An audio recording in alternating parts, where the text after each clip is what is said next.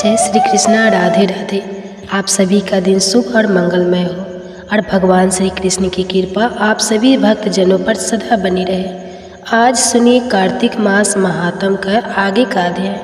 आज का अध्याय शुभारंभ करने से पहले आपको सुनाते हैं 2 कार्तिक स्नान की कहानी।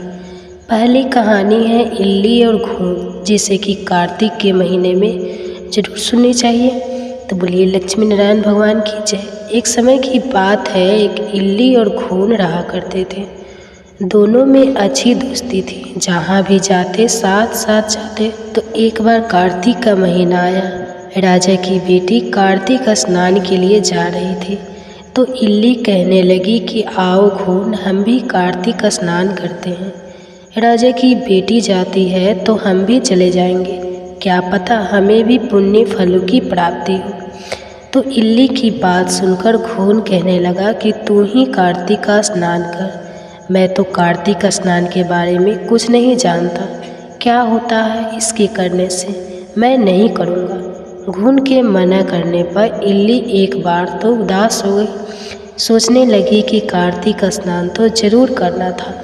तभी उसके मन में एक विचार आया कि राजा की बेटी जाती है तो उसके पल्ले से लगकर चली जाऊंगी और उसी के साथ वापस भी आ जाऊंगी, मुझे अकेली जाना नहीं पड़ेगा। तो ये सोचकर वह तो बहुत ही खुश हुई। और दूसरे ही दिन से राजा की लड़की जब स्नान करने के लिए जाती तो उसके चुन्नी के पल्लों के लगकर वह इल्ली भी चली जाती। जब राजा की बेटी गंगा जी पहुंच जाती तो इल्ली उतरकर धीरे से गंगा स्नान करती और वापस आकर चुन्नी के पल्ले से लग जाती। इस तरह इल्ली ने राजा की बेटी के साथ पूरे महीने कार्तिक का स्नान किया। घून से वह रोजाना कहती थी, पर घून ने तो एक दिन भी जाकर कार्तिक का स्नान नहीं किया। समय बीता गया। आयु पूरी होने पर दोनों मृत्यु को प्राप्त। इल्ली अपनी दूसरी जन्म में कार्तिक स्नान के पुण्य प्राप्ताप से राजा के घर में उसने जन्म लिया और घून राजा के घर का गधा बन गया। अब राजा की बेटी खूब लाड़ प्यार के साथ पलने और बढ़ने लगी। समय के साथ वह बड़ी हुई तो राजा ने अपनी बेटी का विवाह किया। खूब सारा दान दहेज देकर अपनी बेटी को विदा किया। अब बेटी ससुराल जाने लगी तो उसने अपनी पालकी रुकवा ली और राजा से कहा कि पिताजी, मुझे तो यह गधा चाहिए। तो अपनी बेटी के मुंह से इस तरह की बात सुनकर राजा को बड़े ही हैरानी हुई। राजा ने कहा कि बेटी, तुम चाहे तो धन और दौलत ले जाओ, इस गधे को मत लेकर जाओ। लोग क्या कहेंगे कि राजा के घर से आई है और दहेज में गधा लेकर आई है। पर राजा की बेटी तो अपनी जीत पर अड़ी रही।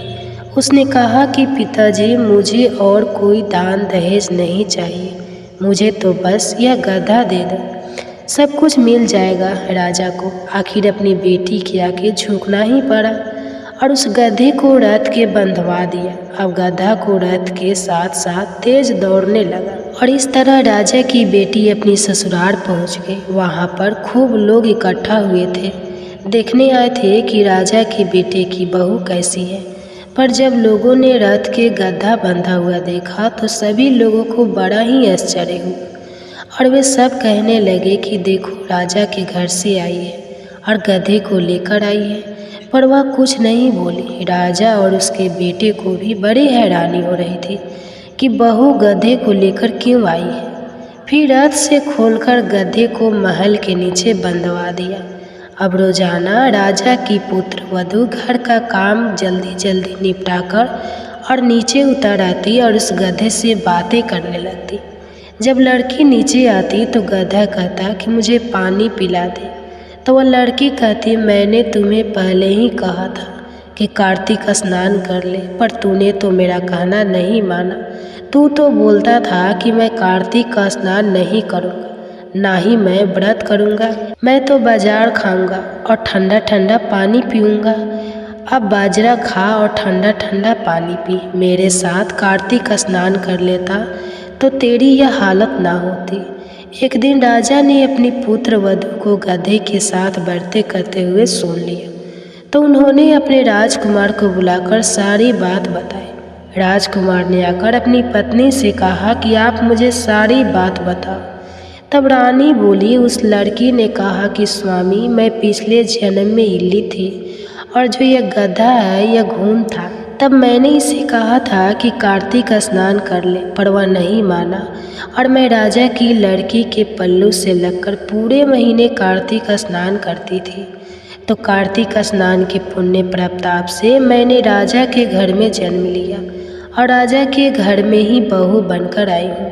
तब राजा के बेटे ने सुना कि कार्तिक स्नान का इतना पुण्य प्रताप होता है, तो उसने अपने पिताजी को कार्तिक स्नान के पुण्य फल के बारे में बताया और कहा कि पिताजी, आप हमें आज्ञा दें कि हर साल हम दोनों पति पत्नी जोड़े से कार्तिक का स्नान करें। तो राजा अपने बेटे की बात सुनकर बहुत खुश हुए और उन्हें कार्तिक स्नान करने की इजाज़त भी दी। फिर राजा का बेटा और उसकी पत्नी हर साल कार्तिक के महीने में गंगा जी जाकर कार्तिक का स्नान करती थी और फिर पंडितों को भोजन करवाकर खूब दान पुण्य भी करती थी। तो राजा ने सारी नगरी में कहलवान तरह मेरे बेटे और बहू कार्तिक का स्नान करते हैं, इसी तरह सारी नगरी के लोग कार्तिक का स्नान करें। तो सारे लोगों ने अपने राजा की आज्ञा मानकर कार्तिक स्नान किया और स्नान किया हुआ पानी उस घून पर डाला जो गड्ढा बना हुआ था, जिससे वो मोक्ष को प्राप्त हुए। हे कार्तिक भगवान, कार्तिक स्नान का जैसा पुण्य फल आपको इल्लू को दिया, वैसा सबको देना। जो भी कार्तिक स्नान करके आपकी इस कथा को श्रद्धापूर्वक सुने, उसकी सारी मनोकामनाएं पूर्ण करना। आप सुनिए धर्मराज की कहानी। एक समय एक बुढ़िया माई थी, बहुत व्रत पूजा करती थी, व्रत नियम रखती थी। बुढ़िया माई की मृत्यु हुई तो भगवान के घर से यमदूत लेने आए। बुढ़िया माई यमदूतों के साथ चली गई। थोड़ी दूर चली तो आगे गहरी नदी थी। बुढ़िया माई उस नदी में डूबने लगी। तब दूतों ने पूछा, माई, गाय दान की है क्या? तब बुढ़िया माई ने मन में गाय का ध्यान किया तो गाय माता वहाँ पर उपस्थित हो गई। गाय की पूंछ पकड़कर बुढ़िया माई नदी पार हो गई। थोड़ी दूर आगे चली तो काले कुत्ते खाने को दौड़े। तब दूतों ने पूछा, माई, कुत्ते को रोटी दी है क्या? तब बुढ़िया माई ने कुत्ते का ध्यान दिया तो कुत्ते वहाँ से चले गए। थोड़ी दूर आगे चली तो काले कौवे बुढ़िया माई को चोंच मारने लगे। तब दूत बोले कि ब्राह्मण की बेटी को सिर में तेल लगाने को दिया है क्या? तो बुढ़िया माई ने ब्राह्मण की बेटी को याद किया। तब कौवे ने चोंच मारना बंद कर दिया। अब आगे चली तो पैरों में कांटे चुभने लगे।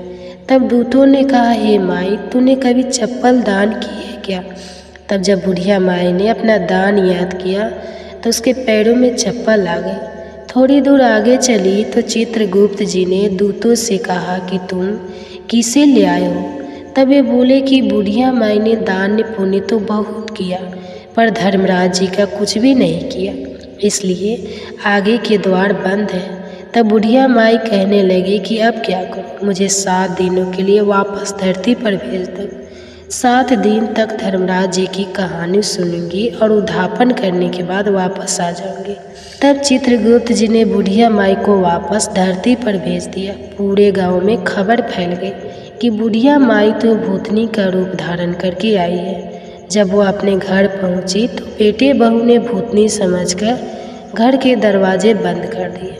तब वह कहने लगी कि मैं भूतनी नहीं हूँ, मैं तो धर्मराज जी के कहने पर वापस आई हूँ। अब मैं नियम से धर्मराज जी की कहानी सुनूंगी, उसका उद्धापन करूंगी और फिर वापस चली जाऊंगी। उसकी बात सुनकर बेटे ने उद्धापन की पूजा की सारी सामग्री उसे लाकर दे दी। सबने कहानी सुनी, लेकिन हुंकारा किसी ने भी नहीं भरा। तब बुढ़िया माई पड़ोसन के पास गई और उसे अपनी कहानी सुनने को कहने लगी। पड़ोसन ने उसकी कहानी भी सुनी और हुंकारा भी भर दिया। बुढ़िया माई ने 7 दिन तक धर्मराज जी की कहानी कही और उसका उद्धापन किया। सभी सम्मान को दान कर दिया। तब धर्मराज जी ने बुढ़िया माई के लिए धरती पर विमान भेजा। विमान देखकर तो सभी गांव वाले स्वर्ग जाने के लिए तैयार हो गए। बुढ़िया माई कहने लगी कि मेरी कहानी तो बस पड़ोसन ने सुनी है, उसी ने हुंकारा भरा है, इसलिए सिर्फ पड़ोसन मेरे साथ जाएगी। तो सब गांव वालों ने बुढ़िया माई के पैर पकड़ लिए और कहने लगे कि हमें भी धर्मराज जी की कहानी सुना दो। तब बुढ़िया माई ने सबको धर्मराज जी की कहानी सुना दी। कहानी सुनने के बाद सभी लोग विमान में बैठकर स्वर्ग पहुँचे। तब धर्मराज जी कहने लगे कि मैंने जो सिर्फ बुढ़िया माई के लिए विमान भेजा था, ये सारे गांव वाले क्यों आ गए? तब बुढ़िया माई बोली कि मेरी कहानी इन सभी ने सुनी है, इसलिए मेरे पुण्य का आधा पुण्य इन्हें भी दे दो। तब धर्मराज जी ने सभी गांववासियों को स्वर्ग में वास दिया। हे धर्मराज जी महाराज, जैसे बुढ़िया माई को स्वर्ग में वास दिया, धर्मराज जी की कहानी कहते सुनते हुंकारा भरते सबको स्वर्ग में वास देना, सबकी मनोकामनाएं पूरी करना, सब पर अपनी कृपा बनाए रखना। बोलिए धर्मराज जी की जय हो। आप सुनिए माता लक्ष्मी की कथा करती है।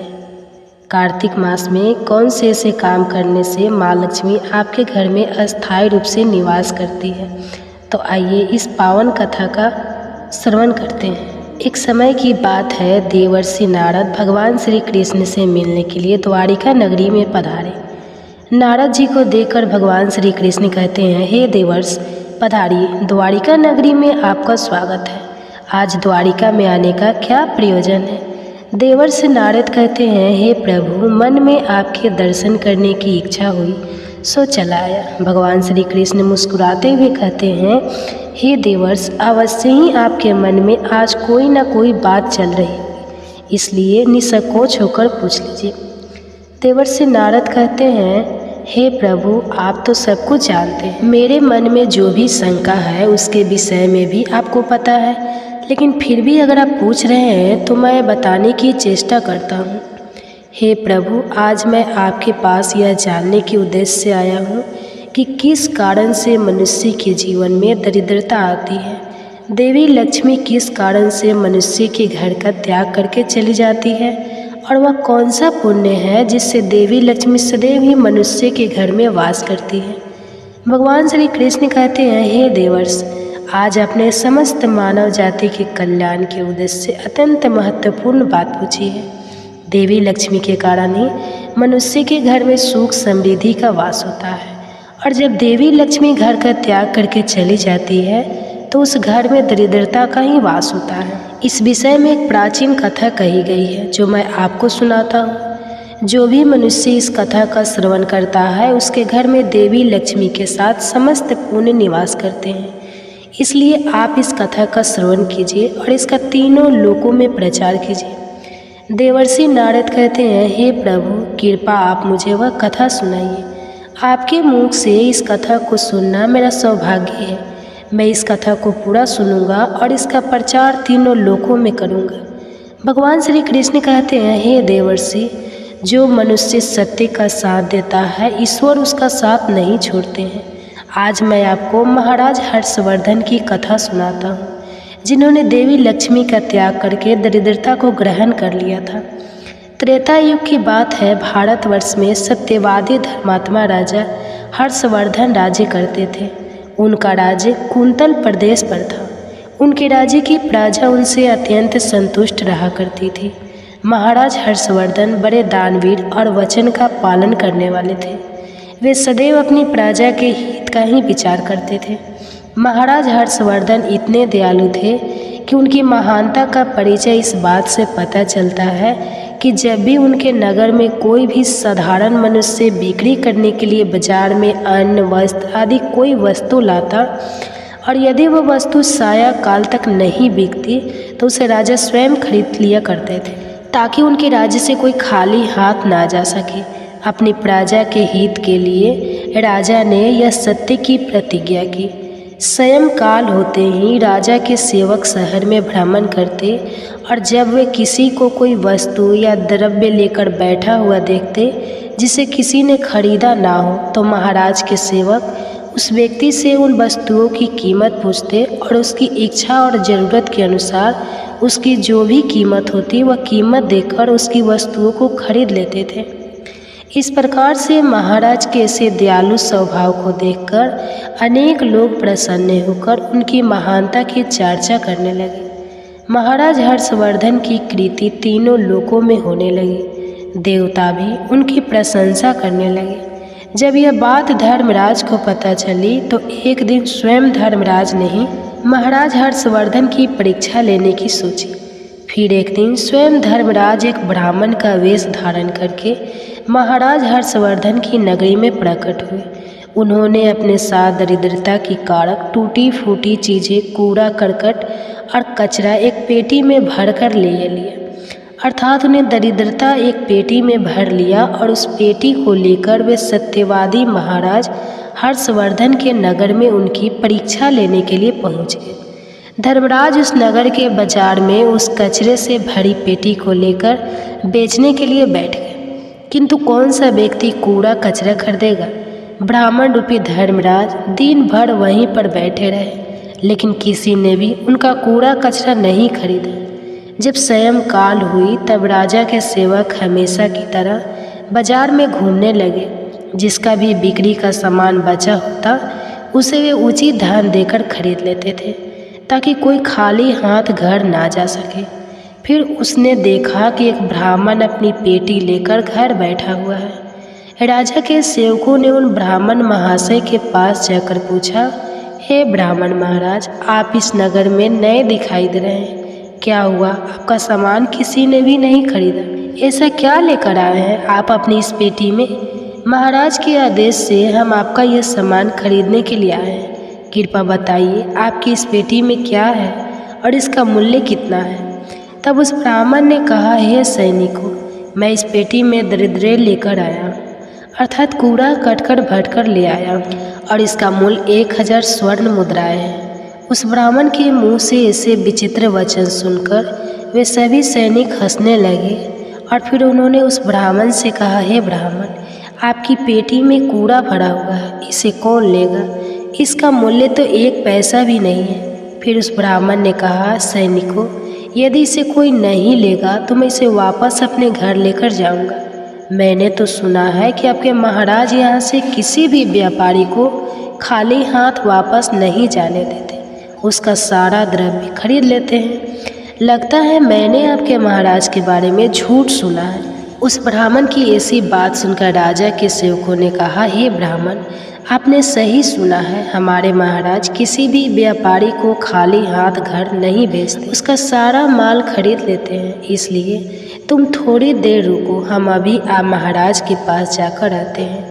फिर उनसे एक सेवक महाराज हर्षवर्धन के पास जाता है और उनसे कहता है, हे महाराज, आज हमारे नगर के बाजार में एक ब्राह्मण आया है। वह बड़ा ही विचित्र है। वह अपनी पेटी में कूड़ा कचरा भर कर रखा है और उसका मूल्य वह 1000 स्वर्ण मुद्राएं बता रहा है। तब महाराज ने कहा, हे सैनिकों, तुम जाकर उसके सामान का मूल्य जो कम से कम हो सके उतना उसे देकर उसका सामान खरीद कर लाओ। उसे उसकी वस्तुएं लेकर वापस मत जाने दो, अन्यथा मेरा वचन झूठा हो जाएगा। फिर राजा के सेवक उस ब्राह्मण के पास जाते हैं और कहते हैं, हे ब्राह्मण, हम तुम्हारे इस पेटी का मूल्य 200 स्वर्ण मुद्राएं देते हैं। तुम इतनी मुद्राएं लो और प्रसन्नता से अपने घर चले जाओ। किंतु उस ब्राह्मण ने कहा, हे सैनिकों, मैं 1000 स्वर्ण मुद्राओं से 1 पैसा कम नहीं लूँगी। यदि तुम मेरा सामान खरीदना चाहते हो तो खरीदो, नहीं तो मैं अपना सामान लेकर वापस चला जाता हूँ। तब उन राजा के सेवकों ने कहा, हे ब्राह्मण, ठीक है, अब हम तुम्हें इस पेटी के बदले 500 मुद्राएं देते हैं। इतना मूल्य तुम्हारे लिए सही रहेगा। लेकिन फिर भी वह ब्राह्मण नहीं माना और 1000 स्वर्ण मुद्राओं पर ही अड़ा रहा और कहने लगा, मेरा सामान लेना है तो लो, नहीं तो मैं चला। तब फिर से वह सैनिक लौटकर राजा के पास जाता है और उनसे कहता है, हे महाराज, उस ब्राह्मण को हमने 500 स्वर्ण मुद्राएं देने की कोशिश की, किंतु वह फिर भी नहीं मान रहा। उसकी पेटी में कचरा और दरिद्र भरा पड़ा है, लेकिन फिर भी वह 1000 मुद्राएं ही मांग रहा है। हे महाराज, आपको उसका कचरा 1000 मुद्राओं में नहीं खरीदना चाहिए। महाराज हर्षवर्धन कहते हैं, सैनिकों, यह मेरे सत्य की प्रतिज्ञा है। मैं किसी भी व्यक्ति को अपने राज्य से खाली हाथ जाने नहीं दे सकता। हम सत्य का त्याग कभी नहीं करेंगे। इसलिए तुम लोग जाओ और वह ब्राह्मण जो कीमत कह रहा है उससे उसकी वस्तुओं को खरीद कर लेकर आओ। इसमें संकोच मत करो। फिर वह सिपाही ब्राह्मण के पास लौट कर आ गए। उन्होंने उस ब्राह्मण को 1000 स्वर्ण मुद्राएं दी और उसकी दरिद्र से भरी हुई पेटी ले ली। वह ब्राह्मण मुद्राएं लेकर चला गया और फिर सिपाही उस दरिद्र से भरी पेटी को लेकर राजमहल में लौटे। फिर महाराज ने उस पेटी को राजमहल के अंदर रखवा दिया। रात्रि में जब सोने का समय हुआ तब महाराज के राजमहल के द्वार से एक अत्यंत सुंदर स्त्री निकली। उस स्त्री के 4 हाथ थे, हाथों में कमल पुष्प थे। उस सुंदर स्त्री ने नाना प्रकार के आभूषण धारण किए हुए थे। महाराज महल के बाहर बैठे हुए थे। जब महाराज ने उस अत्यंत सुंदर स्त्री को देखा तो महाराज आश्चर्य में पड़ गए और उन्होंने उस स्त्री से पूछा, हे देवी, आप कौन हैं? इस रात्रि के समय में आप यहाँ पर क्या कर रही है? आप कहाँ से आ रही है और कहाँ पर जा रही है? महाराज की ऐसी बात सुनकर वह स्त्री बोली, हे राजन, मैं तुम्हारे राज्य की लक्ष्मी हूँ। आप सत्यवादी धर्मात्मा हैं, इसी कारण से मैं आपके राजमहल में निवास करती हूँ। किंतु आज आपके राजमहल में दरिद्रता आ गया है और जहाँ पर दरिद्रता रहता है उस स्थान पर लक्ष्मी निवास नहीं करती है। आज आपने एक पेटी से भरा दरिद्र अपने घर में रखा है, इसलिए अब मैं यहाँ से जा रही हूँ। तब महाराज हर्षवर्धन ने हाथ जोड़कर प्रणाम करके देवी लक्ष्मी से कहा, हे माँ लक्ष्मी, आपकी जैसी इच्छा, मैं आपके वचन और प्रतिज्ञा से बंधा हूँ। मैं अपना वचन नहीं तोड़ सकता। इस कारण से मैं इस दरिद्रता से भरी पेटी को लेने से मना नहीं कर सकता था। कृपा आप मुझे क्षमा कीजिए। तब देवी लक्ष्मी महाराज के राजमहल का त्याग करके चली जाती है। थोड़ी देर बाद राजा ने एक बहुत ही सुंदर युवा पुरुष को राजमहल के दरवाजे से निकलते देखा तो महाराज ने उससे पूछा, हे देव, आप कौन हैं? यहाँ पर कैसे आए हैं और आप कहाँ जा रहे हैं? उस सुंदर पुरुष ने कहा, हे राजन, मेरा नाम दान है। आप सत्यवादी धर्मात्मा हैं, सदैव धर्म का पालन करते हैं। इसी कारण से मैं आपके राजमहल में निवास करता था, किंतु अब देवी लक्ष्मी आपके राजमहल को त्याग कर चली गई है। लक्ष्मी के बिना आप दान कहाँ से करेंगे? इसलिए मैं भी अब आपको छोड़कर जा रहा हूँ। तब महाराज हर्षवर्धन बोले, हे देव, ठीक है, जैसी आपकी इच्छा आप भी जा सकते हैं, किंतु मैं अपने वचन को तोड़ नहीं सकता। फिर वह दान भी महाराज को छोड़कर चला जाता है। उसके बाद अन्य एक सुंदर पुरुष राजमहल से निकलता हुआ दिखाई पड़ा। तब महाराज ने उससे पूछा, हे देव, आप कौन हैं और कहाँ जा रहे हैं? तो उस पुरुष ने कहा, मैं राजन, मैं यज्ञ हूँ। आप सत्यवादी धर्मात्मा हैं। आप सदैव दान धर्म करते थे, इसी कारण से मैं आपके राज्य में निवास करता था। किंतु अब देवी लक्ष्मी और दान आपका घर छोड़कर चले गए हैं, इसलिए मैं भी जा रहा हूँ, क्योंकि लक्ष्मी के बिना यज्ञ नहीं किया जा सकता और दान के बिना यज्ञ संपन्न नहीं हो सकता। इसलिए मैं भी आपका त्याग करके जा रहा हूँ। महाराज हर्षवर्धन ने कहा, हे देव, ठीक है, जैसी आपकी इच्छा आप भी जा सकते हैं, किंतु मैं अपने वचन का त्याग नहीं करूँगा। फिर वह यज्ञ भी राजमहल को छोड़कर चला जाता है। फिर कुछ समय बाद एक अन्य अत्यंत सुंदर पुरुष राजमहल से जाता हुआ दिखाई देता है। तो राजा ने उनसे भी पूछा, हे महाशय, आप कौन हैं और राजमहल छोड़कर क्यों जा रहे हैं? तब उस पुरुष ने कहा, हे राजन, मैं यश हूँ। आपके पुण्य के कारण मैं आपके घर में निवास कर रहा था, किंतु अब आपके यहाँ से लक्ष्मी, दान, यज्ञ आदि सब चले गए हैं, तो उनके बिना आपको यश की प्रकृति नहीं हो सकती। इसी कारण से मैं भी यहाँ से जा रहा हूँ। तब राजा ने उन्हें भी नमस्कार किया और आदरपूर्वक जाने दिया। फिर उसके बाद अन्य एक अत्यंत सुंदर स्त्री राजमहल से निकली, जिसने सुंदर वस्त्र परिधान किए हुए थे। उसे देखकर राजा ने पूछ लिया, हे देवी, आप कौन हैं और आप किस कारण से मेरे राज्य महल का त्याग कर रही हो? तब वह स्त्री बोली, हे राजन, मैं कृति हूँ। लक्ष्मी, दान, यज्ञ और यश ने भी आपका साथ छोड़ दिया है, तो उनके बिना मैं भी आपके राजमहल में नहीं ठहर सकती, इसलिए मैं भी जा रही हूँ। तब राजा ने उन्हें भी जाना ही। अंत में एक अत्यंत सुंदर पुरुष राजमहल से निकला और उसे देखकर राजा ने पूछा, हे देव, आप कौन हैं और आप भी हमारे राजमहल को छोड़कर क्यों जा रहे हैं? तब उस पुरुष ने कहा, हे राजन, मैं सत्य हूँ। आप एक सत्यवादी धर्मात्मा राजा हैं, इसलिए मैं आपके यहाँ निवास करता था, किंतु अब आपके यहाँ से लक्ष्मी, दान, यज्ञ, यश, कृति आदि सभी चले गए हैं, तो मैं भी यहाँ से जा रहा हूँ। तब महाराज हर्षवर्धन ने कहा है, हे सत्य, आप भी मेरा त्याग कर रहे हैं, किंतु मैंने तो आपका कभी त्याग ही नहीं किया। आपका त्याग ना करने के कारण ही सभी मुझे छोड़कर जा रहे हैं, इसलिए आप मुझे छोड़कर कैसे जा सकते हैं? मैंने अपने सत्य वचन का पालन करने के लिए ही दरिद्री को अपने घर में रखा था। मैंने संसार के कल्याण के लिए यह वचन दिया था कि मेरे राज्य से कोई भी खाली हाथ नहीं जाएगा। जो भी मेरे राज्य में कोई वस्तु बेचने आएगा, यदि उसकी वस्तु कोई नहीं खरीदे तो उसे मैं खरीद लूँगा। इसलिए मैंने अपने सत्य वचन का पालन करने के लिए उस ब्राह्मण को 1000 स्वर्ण मुद्रा देकर उससे दरिद्र को खरीद लिया था। उसी दरिद्र की पेटी के कारण देवी लक्ष्मी ने आकर मुझसे कहा कि वे उस स्थान पर निवास नहीं करती है जिस स्थान पर दरिद्र रहता है, और देवी लक्ष्मी के जाते ही यज्ञ, दान, यश, कृति सब मुझे छोड़कर चले गए हैं। सत्य वचन का पालन करने के लिए ही मैंने उन सभी को जाने दिया, और अब आप भी मुझे छोड़कर जा रहे हैं। महाराज हर्षवर्धन की बात सुनकर वह सत्य बोला, हे राजन, यदि आपने मेरे लिए ही इन सब का त्याग किया है तो ठीक है, मैं आपका राजमहल छोड़कर नहीं जाऊंगा। आप सचमुच बड़े पुण्यात्मा और सत्यवादी हैं, इसलिए अब से मैं आपके राज्य महल में ही निवास करूंगा। और वह सत्य फिर से राजमहल में लौट गई। उसके थोड़ी ही देर बाद एक सुंदर स्त्री लौट कर आ गई। उसे देखकर राजा ने पूछा, हे देवी, आप कौन हैं? आप कृति हैं, अभी आप मुझे छोड़कर चली गई थी, तो फिर वापस क्यों लौट कर आई?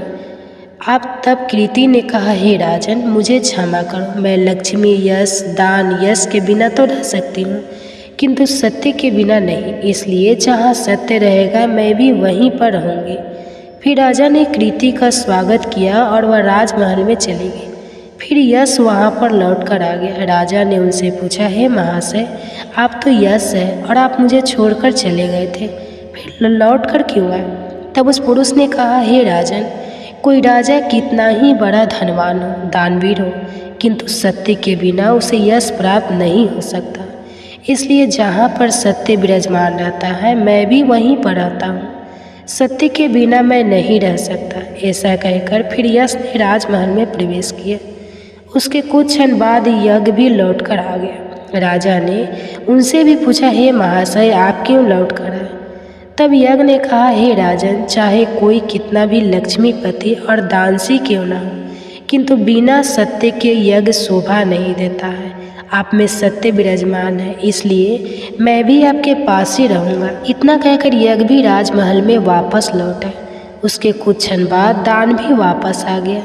राजा ने उनसे भी पूछा, हे महाशय, आप भी मुझे छोड़कर गए थे, फिर लौटकर किस कारण से आ गए? तब उस पुरुष ने कहा, हे राजन, मैं दान हूँ। कुछ समय पहले मैं आपको छोड़कर गया था, किंतु आप में सत्य विराजमान है, और जहाँ सत्य रहता है मैं भी वहीं रहता हूँ।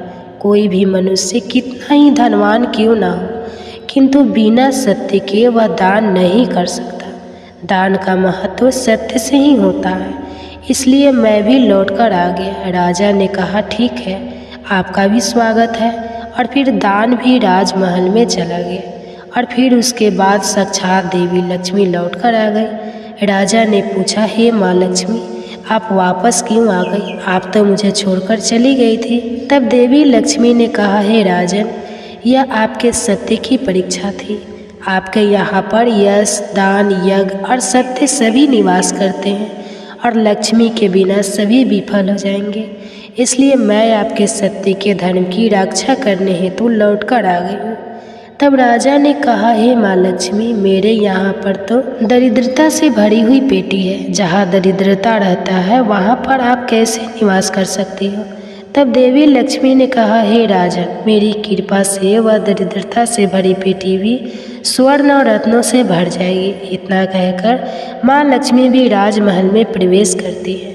माँ लक्ष्मी के प्रवेश करते ही वह पेटी में भरा पड़ा काड़ा कचरा रत्न और स्वर्ण के आभूषण में बदल गया। इसके कुछ समय के पश्चात स्वयं धर्मराज ब्राह्मण के रूप में राजमहल में आ गए। तब राजा ने उनसे पूछा कि हे विप्र, आप कौन हो? आपने तो मेरा त्याग नहीं किया था, फिर आप यहाँ पर कैसे आ गए? तब उस ब्राह्मण ने कहा, हे राजन, मैं साक्षात धर्म हूँ। मैं ही ब्राह्मण का रूप धारण करके आया था और मैंने ही 1000 स्वर्ण मुद्राओं के बदले तुम्हें दरिद्र दिया था, किंतु तुमने अपने सत्य के बल से मुझे जीत लिया है। इसलिए अब मैं तुम्हें वरदान देने के लिए आया हूँ। बताओ, मैं तुम्हें कौन सा वरदान करूँ? इतना कहकर धर्मराज ने अपना मूल स्वरूप धारण किया। तब राजा हर्षवर्धन ने कहा, हे धर्मराज, आपके दर्शन करके मैं धन्य हो गया। कृपा आप अपनी कृपा सदैव मुझ पर बनाए रखें, मुझे और कुछ नहीं चाहिए। फिर धर्मराज ने राजा को आशीर्वाद दिया और उस स्थान से अंतर ध्यान हो गए। भगवान श्री कृष्ण कहते हैं, हे देवर्षि नारद, इस प्रकार से अपने सत्य धर्म के कारण ही महाराज ने सभी पर विजय प्राप्त की थी। इसलिए मनुष्य को कभी भी सत्य का अनादर नहीं करना चाहिए, हमेशा सत्य का पालन करना चाहिए। जो सत्य की राह पर चलता है उसके पास लक्ष्मी, दान, यज्ञ, यश, कृति सदैव निवास करती है। तो प्रिय श्रोताओं, इस प्रकार से भगवान श्री कृष्ण ने नारद जी को अत्यंत महत्वपूर्ण ज्ञान दिया है। आपको यह कथा कैसी लगी कमेंट्स करके अवश्य बताएं। अगर जानकारी अच्छी लगी हो तो वीडियो को लाइक जरूर करें और कमेंट्स में जय श्री कृष्णा और जय माँ लक्ष्मी जरूर लिखें। साथ ही चैनल को सब्सक्राइब करें। आप सभी का धन्यवाद।